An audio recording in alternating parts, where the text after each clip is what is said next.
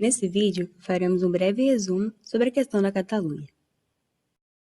Em primeiro momento, é importante entender o contexto histórico do movimento. Tudo começa em 711, quando os muçulmanos invadem a Península Ibérica e derrotam o reino visigodo na chamada Conquista Árabe ou Invasão Muçulmana. A população do local, que era de maioria cristã, não aceita a presença dos muçulmanos, dando início ao conflito denominado a Reconquista, que termina em 1492, quando os muçulmanos são definitivamente expulsos do território pelos reis católicos Isabel e Fernando. Com o casamento, a rainha Isabel I de Castela e o rei Fernando II de Aragão uniram seus reinos e formaram uma aliança poderosa, dominando Granada do Sul, que era o último reino da península sob o controle muçulmano, e o reino de Navarra do Norte, iniciando assim a formação da Espanha. Em 1701, inicia-se a Guerra de Sucessão Espanhola.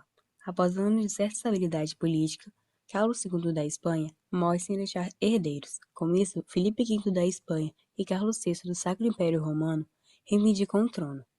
Carlos II, em seu testamento, deixou a coroa para Filipe V, o que não foi aceito por Carlos VI, dando início ao conflito. O conflito entre os apoiadores de Carlos VI e Filipe V terminou sem vencedores, mas com um tratado entre as nações participantes que levou Filipe V, que era neto de Luís XIV da França, ao poder. O reino de Aragão, que apoiava Carlos VI, ficou descontente com o reinado de Filipe V, ainda mais pela centralização política que veio a ocorrer, que acabava retirando a autonomia do reino. Diante dessa situação, cresceu o sentimento separatista, principalmente na região da Catalunha.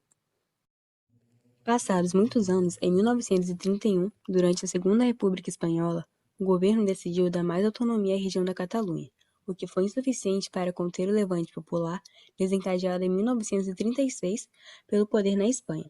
No conflito denominado Guerra Civil Espanhola, de um lado estavam os republicanos, como os catalães, representados por Manuel Azaña, e de outro lado os nacionalistas, representados por Francisco Franco. Com a derrota dos republicanos, Francisco Franco assume e centraliza o poder. Durante a ditadura de Francisco Franco, o castelhano se tornou a língua oficial da Espanha, sendo proibido falar ou escrever em outras línguas, o que deixou os habitantes da Catalunha mais descontentes com o Estado espanhol. Com a morte de Francisco Franco em 1975, a Espanha volta a ser uma democracia e a Catalunha recupera sua autonomia. Mesmo assim, continuava com receio de perder o domínio do território novamente. Nos últimos anos, com as crises de desemprego aumentando no Estado espanhol, os movimentos separatistas voltaram a ganhar força na Catalunha. Unido a isso, há também a questão financeira. A Catalunha é uma das regiões mais ricas e que mais produzem na Espanha, porém recebem pouco retorno.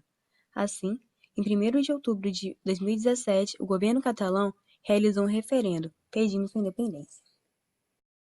Reconhecendo a possibilidade de perder o território, o governo espanhol tentou barrar o referendo, afirmando que ele seria ilegal. Para tal, começou a fazer uso da força para acabar com a votação. A atitude do governo aumentou ainda mais o sentimento separatista. Cerca de 90% dos votantes disseram sim à independência. Caso a Catalunha declarasse sua independência, poderia ocorrer um conflito com os espanhóis, com forte reação do governo para restaurar a ordem. Além disso, a Espanha deveria reconhecer o país, para que assim seus aliados também aceitassem e a Catalunha se tornasse finalmente independente. Mas por que motivo a Espanha não quer se separar? Bom, a Catalunha representa cerca de 19% do PIB espanhol, e sua separação poderia acarretar em uma enorme crise. Além do mais, poderia influenciar em outros movimentos separatistas no território, como em Navarra.